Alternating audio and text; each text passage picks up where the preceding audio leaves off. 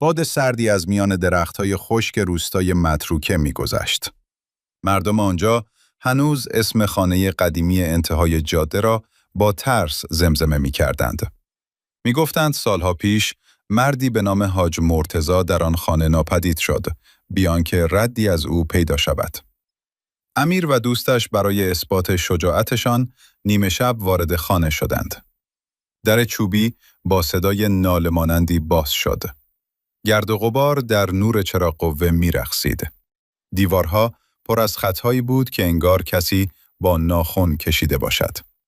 ناگهان صدای آرامی از طبقه بالا آمد.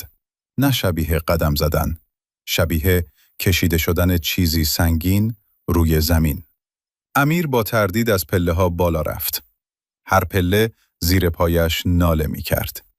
وقتی به راهروی تاریک رسید، چراغ قوه چند بار چشمک زد و خاموش شد.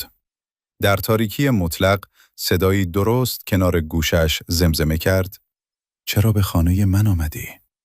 امیر نفسش بند آمد. حس کرد دستی سرد روی شانه‌اش نشست.